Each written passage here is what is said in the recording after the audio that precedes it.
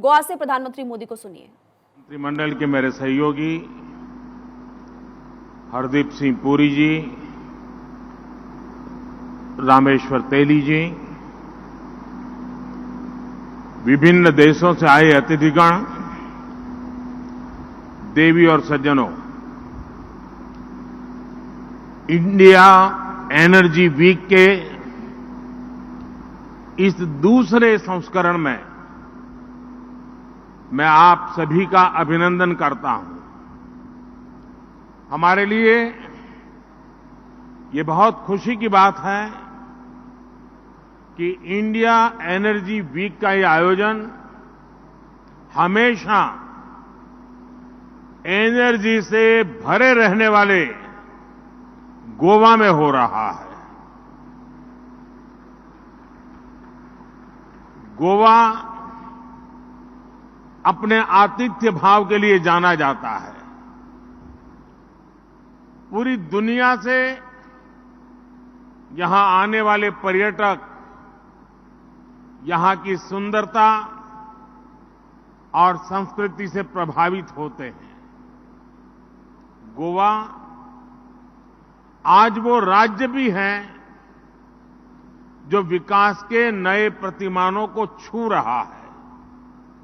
इसलिए आज जब हम पर्यावरण के प्रति संवेदनशीलता की बात करने के लिए एकजुट हुए हैं,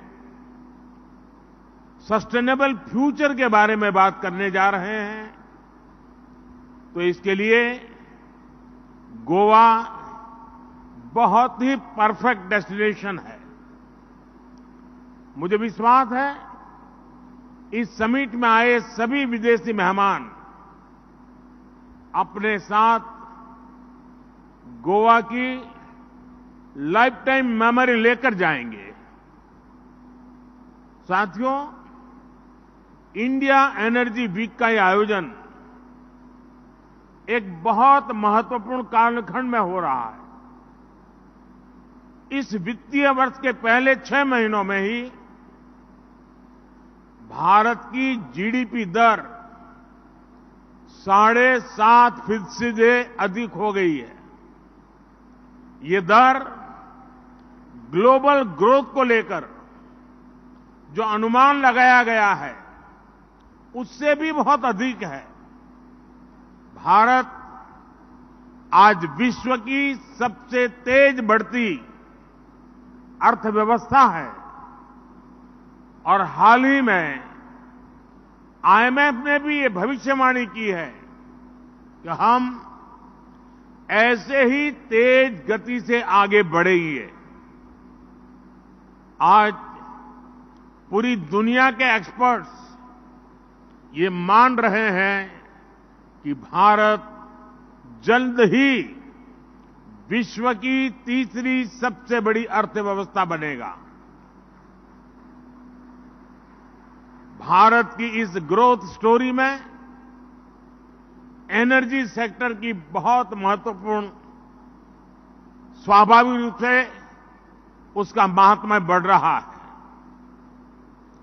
साथियों, भारत पहले ही विश्व का तीसरा सबसे बड़ा एनर्जी कंज्यूमर है।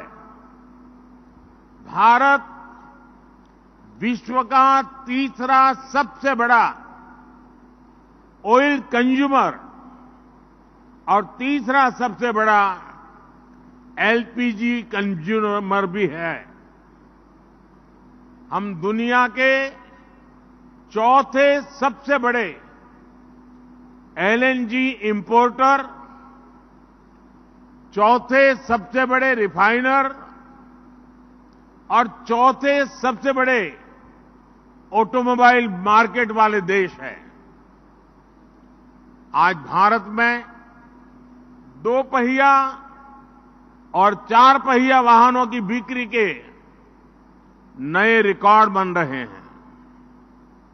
भारत में ईवीज की लगातार डिमांड बढ़ रही है। ऐसे अनुमान भी है कि भारत की प्राइमरी एनर्जी डिमांड 2045 तक दोगुनी हो जाएगी। यानी आज अगर हमें हर रोज 19 मिलियन बैरल्स के आसपास तेल की जरूरत होती है, तो वो 2045 तक 38 मिलियन बैरल्स तक पहुंच जाएगी। साथियों, भविष्य की इन जरूरतों को देखते हुए, इस बात को समझते हुए भारत अभी से तैयारी कर रहा है।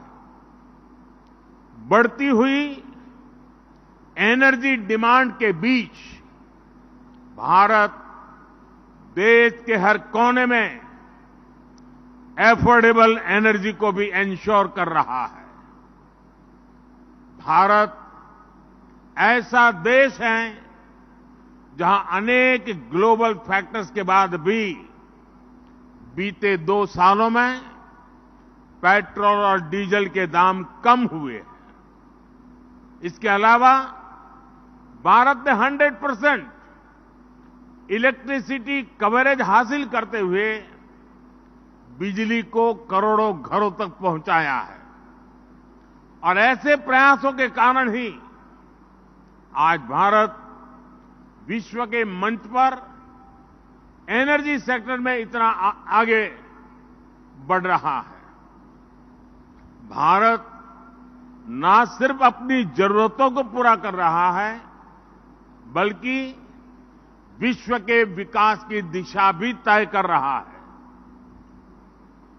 साथियों, आज भारत अपने यहां 21वीं सदी का आधुनिक इंफ्रास्ट्रक्चर बना रहा है। हम इंफ्रास्ट्रक्चर बिल्डिंग मिशन पर काम कर रहे हैं। इस वित्तीय वर्ष में हम इंफ्रास्ट्रक्चर पर करीब 10 लाख करोड़ रुपए इन्वेस्ट कर रहे हैं। अभी 1 सप्ताह पहले जो भारत का बजट आया है, उसमें हमने अब इंफ्रास्ट्रक्चर पर 11 लाख करोड़ रुपए से अधिक के खर्च का संकल्प लिया है। इसका एक बड़ा हिस्सा एनर्जी सेक्टर के खाते में जाना तय है। इस बड़ी राशि से रेलवे, रोडवेज, वाटरवेज, एयरवेज या हाउसिंग, जो भी इंफ्रास्ट्रक्चर देश में बनेगा, सभी को एनर्जी की जरूरत होगी। और इसी कारण आप देख रहे हैं कि भारत कैसे अपनी ऊर्जा क्षमता को, एनर्जी कैपेसिटी को लगातार बढ़ा रहा है। हमारी सरकार ने जो रिफॉर्म्स किए हैं, उससे भारत में घरेलू गैस का उत्पादन तेजी से बढ़ रहा है। हम प्राइमरी एनर्जी मिक्स में नेचुरल गैस को 6% से बढ़ाकर 15% तक करने के लिए प्रयास कर रहे हैं। इसके लिए अगले 5-6 वर्षों में करीब $67 बिलियन का निवेश होने जा रहा है। हम पहले ही विश्व के सबसे बड़े रिफाइनर में से एक है। आज हमारी रिफाइनिंग कैपेसिटी 254 MMTPA से अधिक हो गई है। हमने 2030 तक भारत की रिफाइनिंग कैपेसिटी को 450 MMTPA तक पहुंचाने का लक्ष्य रखा है। भारत पेट्रोकेमिकल और अन्य फिनिश प्रोडक्ट्स के क्षेत्र में भी एक बड़ा निर्यातक बनकर उभरा है। मैं आपको ऐसे कई और उदाहरण दे सकता हूं, लेकिन इन सारी बातों का मूल ये है कि भारत इस समय एनर्जी पर इतना निवेश कर रहा है जितना पहले कभी नहीं हुआ। और इसलिए आज दुनिया में ऑयल, गैस और एनर्जी सेक्टर से जुड़ा करीब करीब हर लीडर भारत में निवेश करना चाहता है। कितने ही लीडर्स इस समय मेरे सामने बैठे हुए हैं।